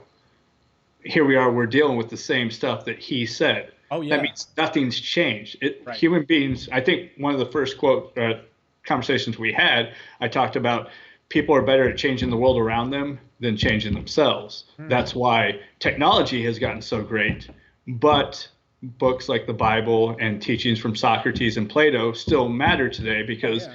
us as human beings haven't changed. Nope. Those teachings still carry on 2, 3, 4, 5,000 years after they were. To be a contrarian here, just because you mentioned the Bible, I'm Yep. actually a big proponent that we need to move on from the Bible. No, because people need to know they need a set of laws to for everybody to I guide them. agree. My perspective is very nuanced in Okay. that how about this? If the Bible can do it for you, good. Yeah. Good. I don't want to dismiss the Bible by any means. This is the issue I have when I bring up this point. And first off, I'm kind of opening a whole new can of worms. I want to give you the Go opportunity. for it. Is there? Okay, perfect. Um, I think the Bible is very dated. I don't think that the biblical lessons are unnecessary by any means. Like I will completely agree. My thing is, and I think this is what art and culture do, is they take the lessons of, say, the Bible. Because then isn't there a quote saying something like every story ever written is either from the Bible or Shakespeare or something? Yeah. Like every Western, And Shakespeare yeah, is it's from. either Shakespeare or the Bible, they say. Yep. And Shakespeare draws a lot of his from the Danish, Scandinavian, Europe, like he, that whole area, he took a lot of his influences from their oral tradition too. But with that being said, is it's like I think we almost need a new Shakespeare, not like literally one person, but I see the way society's shifting. This whole internet, like we haven't had a chance to take a breath and like look at what's the best way to promote the biblical values to people without, because one of the issues I think we have is I know a lot of people who you start bringing up the Bible and they're instantly turned off, gone, Yeah. It done. goes back to the bureaucracy idea. It's Yes, because yes, yeah. the, there's good ideas, but the thing is, it's you're a sinner because you're not following the Yeah. system. Well, and a lot of people aren't ready to cross that bridge. No, and it is fine. And I'm atheist, Okay. and I'm not going to go and become a We don't. Christian anytime soon. Okay. So yes, there needs to be something more that helps on with this world. But it seems like the Bible really helped out, especially in the last couple hundred years Oh yeah. with that. But at the same time, it's been really bad, and it tends to be the bureaucratic people. Back in the what was it? The was it 1920s when Prohibition happened? Oh When yeah. so Yep. who did that? It was the Protestant North that did it because they were following the Bible. And guess who? What type of people they were? It was the bureaucratic-minded people. It's the left that is today. Yeah. They're the ones that want to use government to control people. Well, But in it's all about the you bureaucracy. touched on one thing right there that I respect the hell out of anyone on Twitter is when you're able to discern historically, especially whose side people were on, whether or not you're looking at the like Nazi label, things like that. Yeah, Because you can discern different Nazis from each other. There were certain Nazis that were authoritarian, and there's certain Nazis that were just people who are a part of a movement. Who, if you look at them and plug and play yeah, them into another society, they are not the stereotypical Nazi. I just yep. run to that because it's such a boogeyman.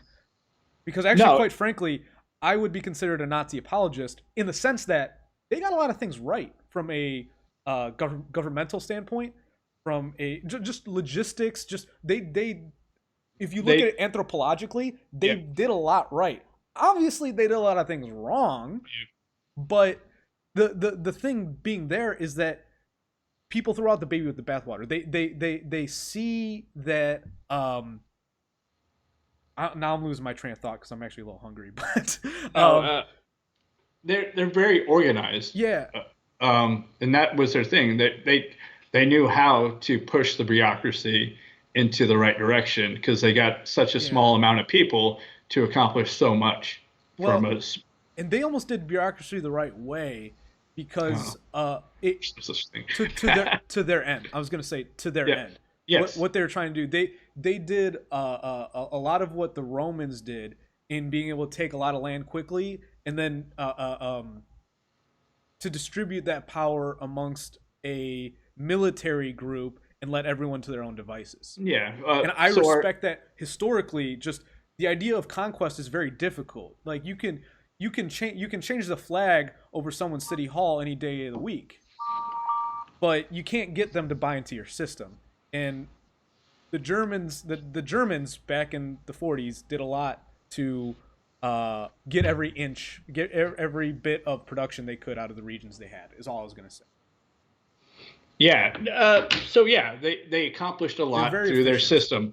They're the ones that created our educational system. They're the ones that allowed us to become factory workers and soldiers. Like Hmm. they had built that whole system to get people to, from a young age, to be somewhere between 8 a.m. and 5 p.m. Yep. This is your job. This Yep. is what we're working for. Uh, Pledge allegiance to the flag.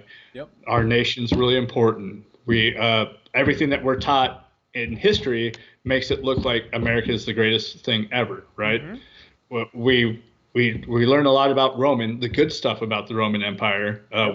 We skip over Caligula, we skip over all the bad guys. Or even just the not bad like malevolent guys, just like the Yes, bad like just shitty, just did a poor job, like yep, or poor didn't was rulers. him exactly. Yeah. But they didn't talk about the people like Marcus Aurelius Oh, or Marcus Aurelius. the Stoics and all that Yeah. stuff. They just talked about how great of an empire they were Right. able to build.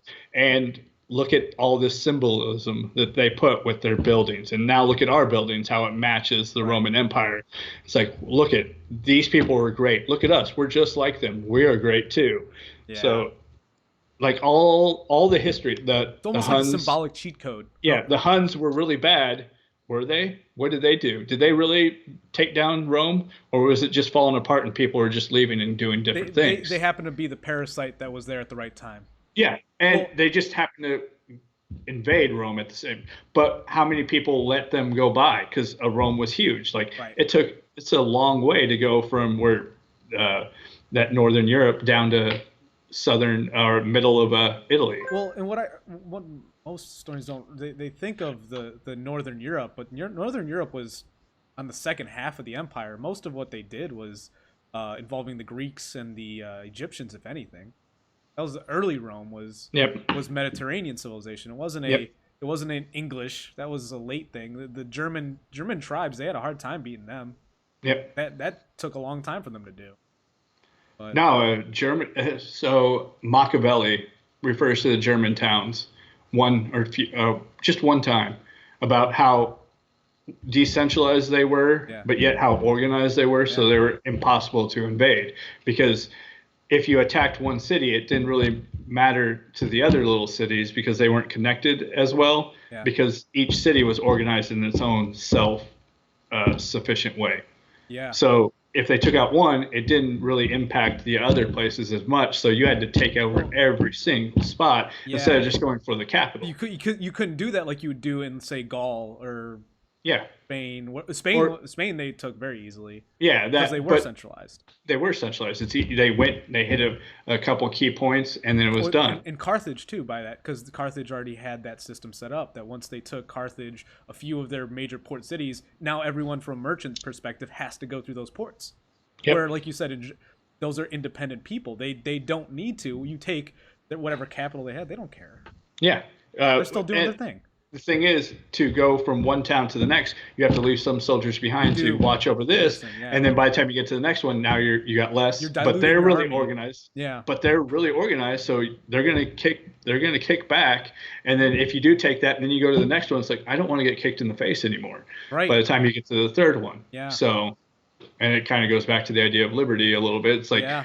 become a strong, self-independent person. They might take you down, but if there's a whole bunch of you, Yes. they're gonna get they're gonna get punch drunk. They can't punch as hard. Right. There's not enough people. Well, I think Solzhenitsyn said that one of the biggest things that he regrets that people didn't know how few people were actually going at night stealing people. If they would have known, they would have met them at the door and and kicked back.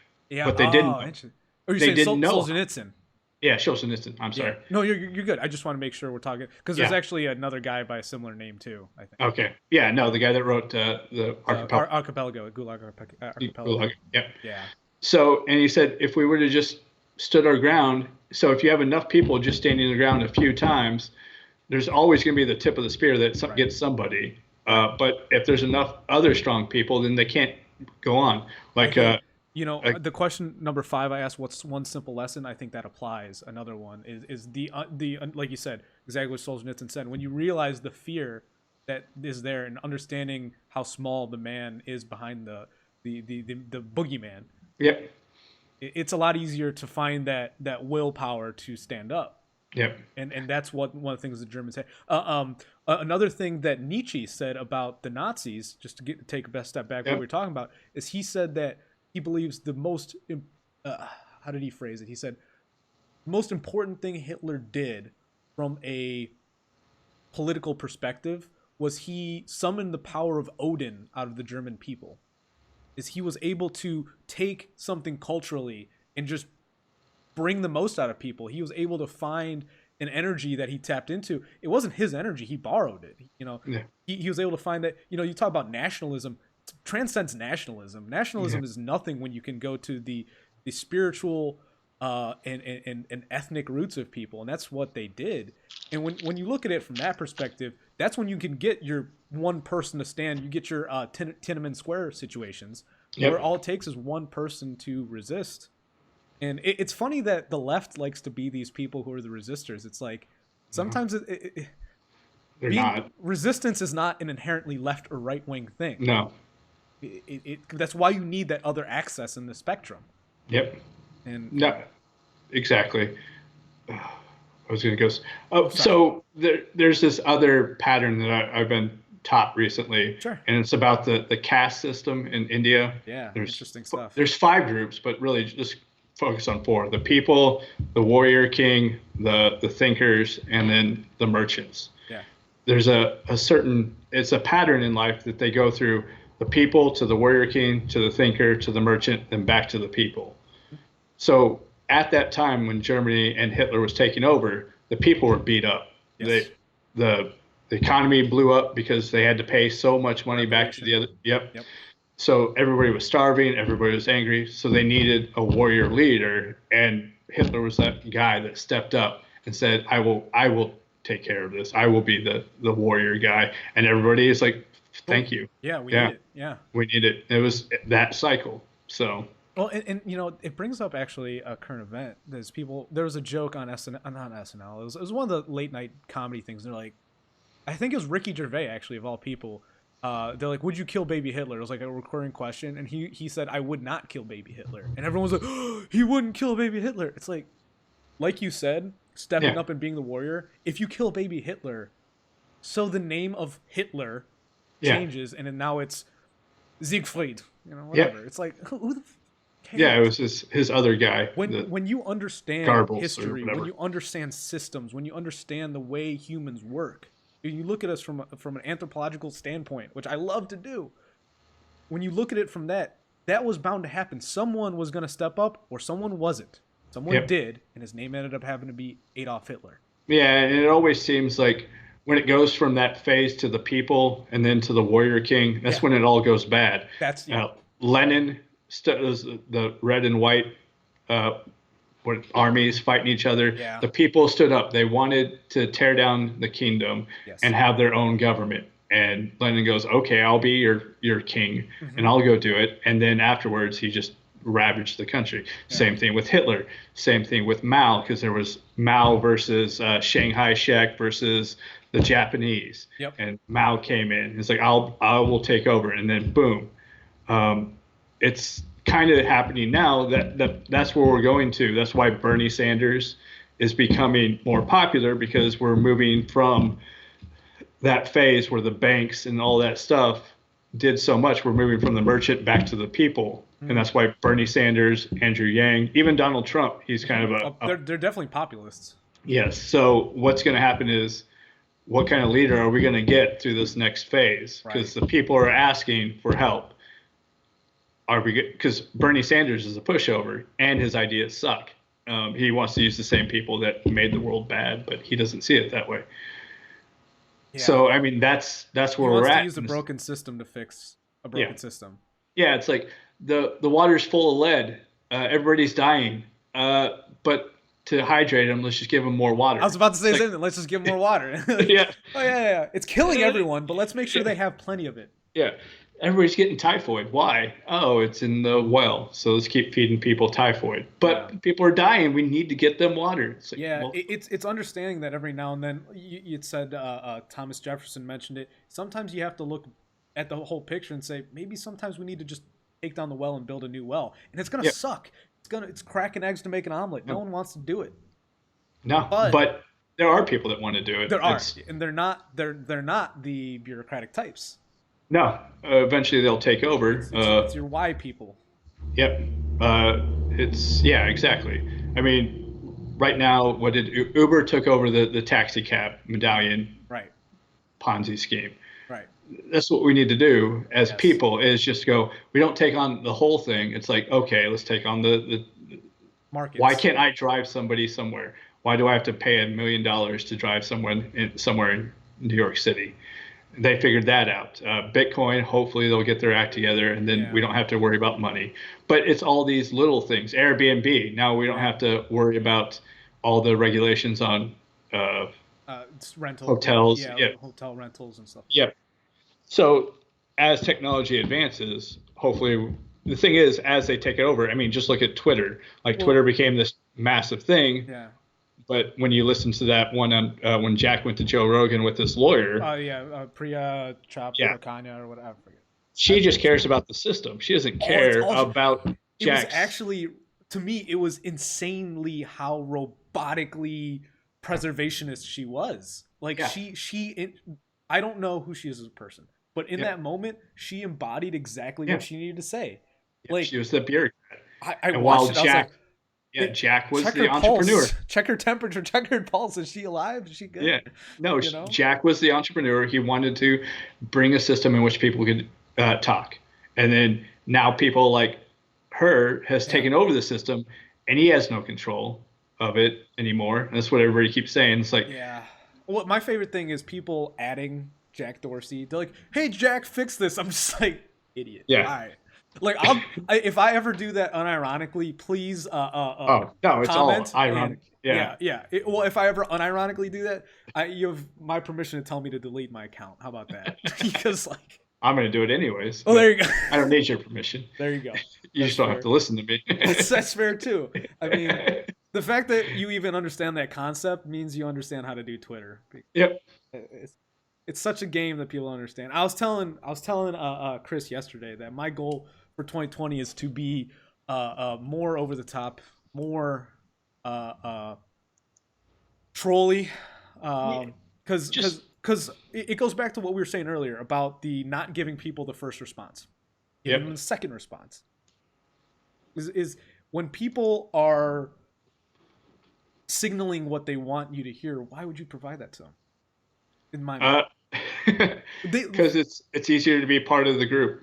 Well, it's easier to be a part of the group, but my goal on Twitter, in a very simplistic way, if I can't teach, if I can't learn, if I can't do my objective measures for growth, at the end of the day, I always want to entertain.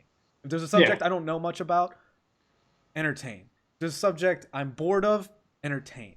If there's something that I find abhorrent and want to get rid of, also entertain. It's like always go back to being entertaining. Oh yeah. And that always stems from defying expectations. And if you're going to be entertaining, subverting them altogether. Be entertaining to yourself at least, right? Yeah, someone's going to laugh. Yeah. So or no one does, and you do. That's my goal on Twitter, is to find people, especially that are so left and right minded, to point out their hypocrisies and make them feel bad for it. It's like, oh, look at you. You are a Republican that likes small government. Why are you doing this? Yeah. Why are you protecting socialism by building a wall? Yeah. It's goofy. There's some people who get black-pilled, they like to say, over it. How disillusioned you can become by, like you said, you can be, misinformed or uninformed. If you become misinformed by paying too much attention to the news. If you pay attention to everything and you think of all the motivations, you're going to get scared. You're going to get sad. You're going to get depressed. That's why you need to take a step back. That's why you need to have like Twitter release valves where you can just be like, this is stupid, or like, look at this, you know? Yep. And if you don't like, I can see why there's people with TDS. You've heard of this TDS? Yeah. Or there's another one that's Trump anger resistance. Well, anyway, it spells tard. Okay. Tard. Tard. I love it. T-A-R-D. I love it. I like it better than TDS. Yeah. Trump anger reduction disorder. Yeah. Okay. But either way, it's entertaining to me because I think the best way people learn something is through ridicule. Yeah. You know, Make you feel bad for what you just no one thought of it. wakes up in the morning and says, "God, I wish I get made fun of for something I feel strongly about." Oh yeah. You know, and the The thing is, I kind of do. I don't hope I get made fun of, but I do hope that my understanding of things progresses on a daily basis. You know, yeah. if I need to be made fun of, to me that goes with the territory. Oh yeah. You know, it's like, oh, I'm that far off that I get to get made, like I get the privilege of being made fun of this badly because I'm so far off base. Nice. Yeah. I thought I had things figured out. You know what? I haven't been attacked that much, but I don't go out. Like everybody seems to find like some great person to go after, and I'm like, oh, by the time I get there, there's already 50 quotes, so I'm like, I can't even join in. One thing I recommend is, do you go from your phone most of the time? I assume. Yeah. There's a little thing at the top right corner to switch between, like when you're just at your home screen. Yep. And it's it's a little like sparkle. All right. And if you toggle, it'll do the latest tweets versus the most popular tweets. All right. So like if you're I only do this when I'm in a mood to be clapping back. Yep. Switch to latest, and you will see what is happening as it's happening. Okay. So you might not get, like you said, the most popular accounts, but if I'm ever in a mood where I want to talk to somebody, I switch to latest because they just tweeted. On the default setting, it's going to give you the curated, what's trending the best. It's also going to take into algorithm concerns of who's looking at you and who are you looking at. How many times that you like this person? How many times do they like you? Yeah. Like in that default home screen, I will see your content a lot more because we're interacting. Yep. Even if you posted it like 2 days ago, it'll pop up because I missed it. That makes sense. Yeah. That's one. Yeah, I learned that about a year ago, and that changed so much for me. I need to go find some, because most of the people I follow are just the libertarian bubble of people. So I don't. I watch a lot of Joe Rogan, and a lot of the guests, a lot of his guests I follow, just because like I'll find someone who's like an astrophysicist, and it's like they'll tweet maybe twice a year, whatever. But most of the time it's like, wow, look at this thing we found in astrophysics. I'm like, whoa, that's cool. I do that was worth it, you know. And they will never follow me back. That's why I have so many more people I follow. But I look at it this way: all right. I've actually laid this out a few times. I'll lay this out to you. This is my philosophy on following on Twitter. Is if you only like there's these anomalies of people where they'll have like 5,000 followers and they'll have like 20 following. Yep. Like, what are you doing? To me, I see that as arrogance. I see it as pure arrogance. So like, these are the only people worthy of my attention. Yeah. But I've got 5,000 following me. I'm like, that to me just doesn't make any sense. I aspire to be the opposite. Look at all the interests I have, and if you kind of like any of this stuff, come with me.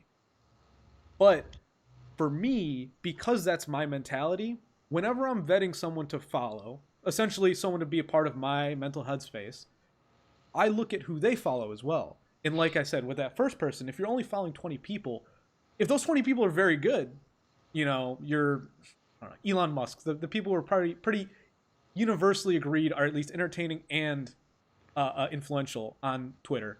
Yep. Keep them. That's fine. But if they're following just a bunch of sock puppet accounts, first off, don't engage with those people. Like I'll see people I follow and support getting into the argument with sock puppet accounts where they have like 100 followers and they have 20 followers and like 100 follows. I'm like, why are you even engaging with these people? Like before I ever engage with anyone, I click on their profile, I look at who follows them and who they follow. No. Yeah, no, I'm just looking to talk to myself, so. Oh, see? You got to do yeah. Yeah. But no, I mean, I'll go through it, especially if I get somebody to respond, and I'm like, okay. And then I'll go check, who are you? What are the type of person are you? And then I go through it, so. Yeah, I just see, I wanted to step on that soapbox for a second, because I don't think it gets discussed enough. That people have this power to see who you're going to follow and who you're not. It's a lot more transparent. I mean, very simple thing too, seeing when the account was created, how many tweets it has. Oh yeah. I mean, I've had accounts with literally I'm like their 5th tweet. Yep. They were made yesterday and their first thing is fuck you, pause, Mike, pause. Yeah. I'm like, okay, well, you're not getting you know what I mean? I'm not that popular, so.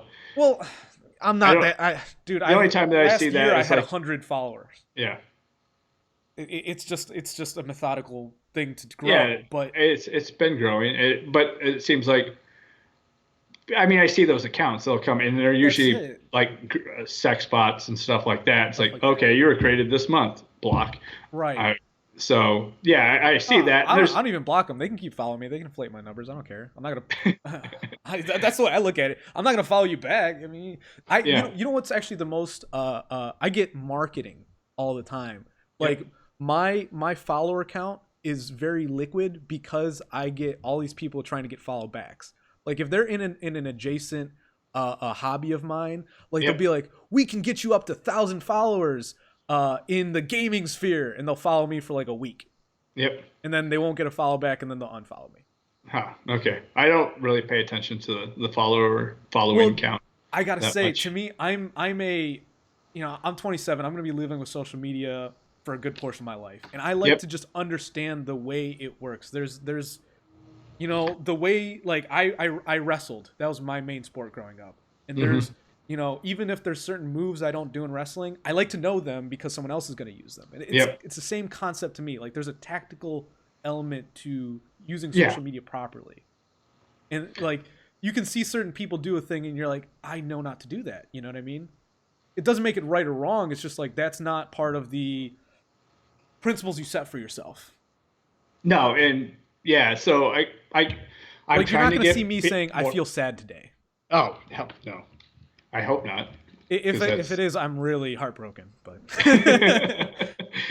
that's your call that you need help yeah, because send. somebody. If anything, I'll just say send memes. like Yeah.